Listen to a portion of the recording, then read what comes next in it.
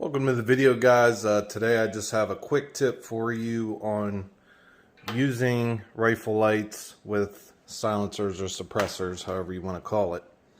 Now, most of the times what we're going to do is slot it with a pick rail or M-lock, however you want to do it. Now you have all this area that's being denied by your suppressor or silencer, especially if you have a big one like this one. This is a big 11-inch by 2-inch diameter can, so it does present a lot of an issue. Even if I put it on the other side, now I'm going to be missing my whole, since I'm a right-handed shooter, I'm going to be missing my whole side. This is a pretty good light. This is a Surefire Scout. I'm not sure of the specific model. It's pretty small. Here's the model number if you guys are interested. And so instead of having it here and losing all that light, which I'll demonstrate here in this cut. So here's the light as far out on my rail as I can get it. Let me see if I can get it in camera here. As little as you can see, it's dark. But as far out on my light as I can get it, right at the edge of my silencer.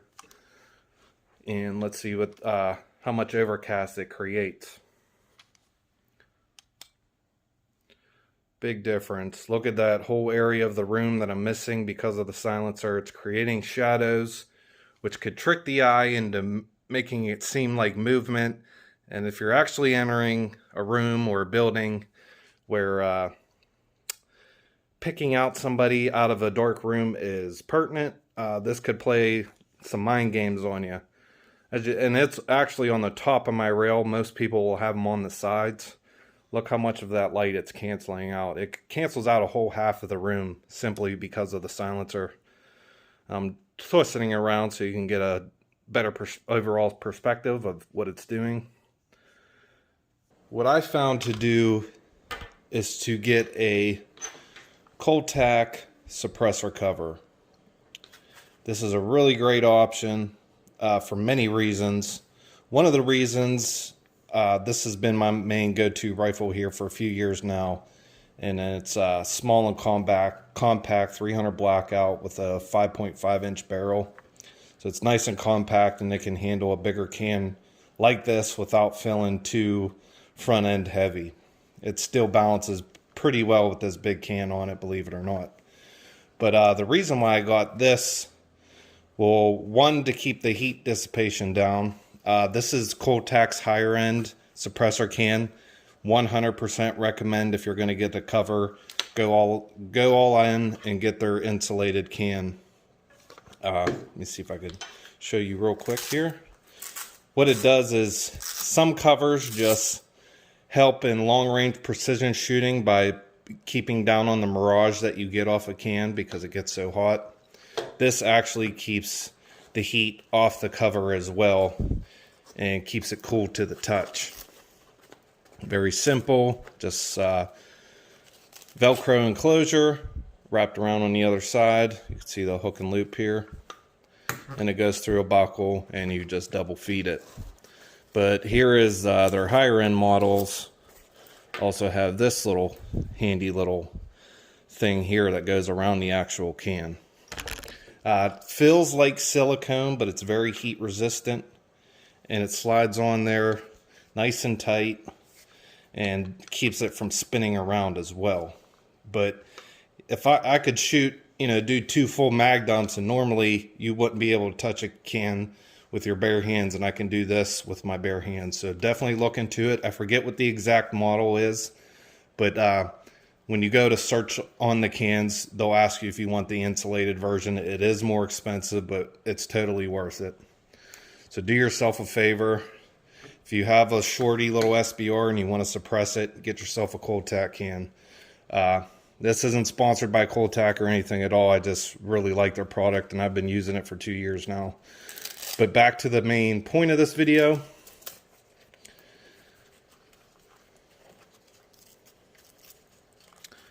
Very easy to do. You want your buckles facing 6 o'clock when you go to retighten this, depending on how big your can is. You can customize.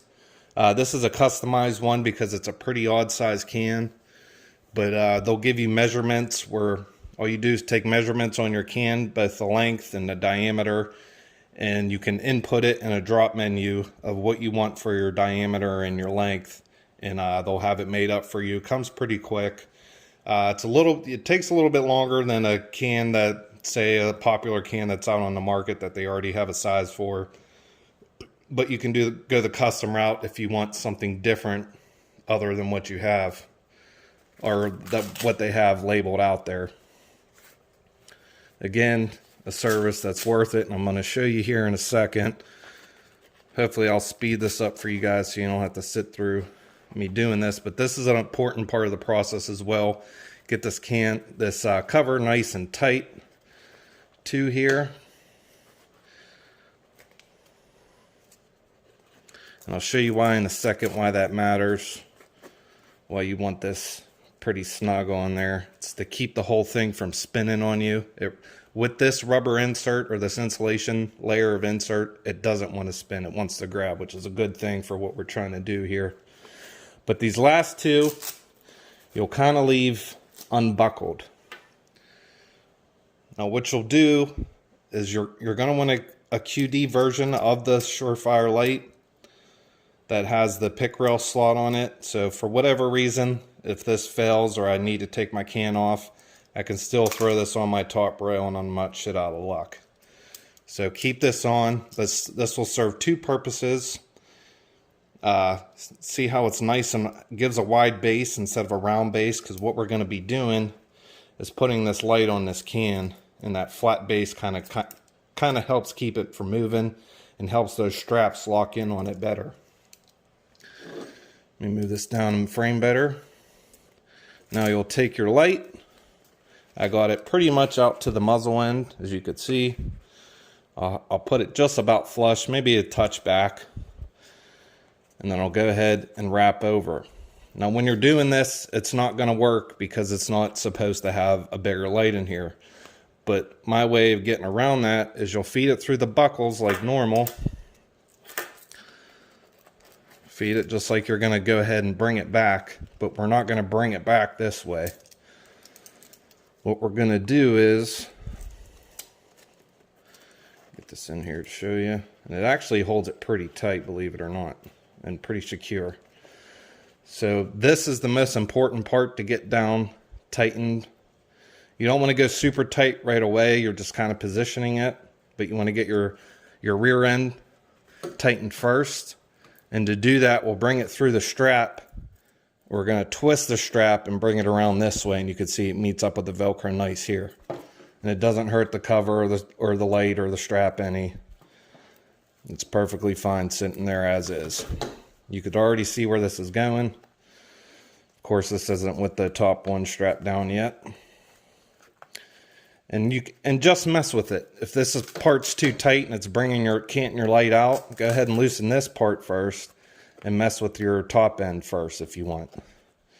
So with this one, we'll get them kind of about even. Just like I said, you'll pull it, twist, and put it on the bottom here. Same with this back end. I like to get it just over this tail cap because that adds a little bit of extra security as well. Kind of catches on that ridge there. Now the back, pull nice and snug, hold it, twist, and bring it on back around. Now it's nice and secure. Even with a lot of movement and a lot of shooting, it doesn't move around and twist. I'm twisting the rifle. And I can actually, since this is such a short rifle, where my hand would have to be back here without a can, I can get nice and extended, and I can move this up. This is a direct thread can, so this is actually coming off. This isn't the cover moving, as you can see with the suppressor threads down here. It's the whole can moving. But if I want to adjust it to up on top of the rifle, I can, and use my thumb. I like it on the side here, so I can have a nice good grip underneath. And I can just use my thumb to activate the light. There you go, guys. You have a light out of the way, your suppressor, and you'll have full use of your light instead of it being halfway shadowed from your suppressor or can. Give it a try. Let me know what you think. Like I said, it's nice and secure. I can bump it around, and it's still not moving to where it's at. if you're worried about this falling out, which it ain't gonna, but if you're worried about it, you could zip tie this pick part to your strap, so worst comes to worst, if this all blew out, it would still be attached to the strap and not going anywhere.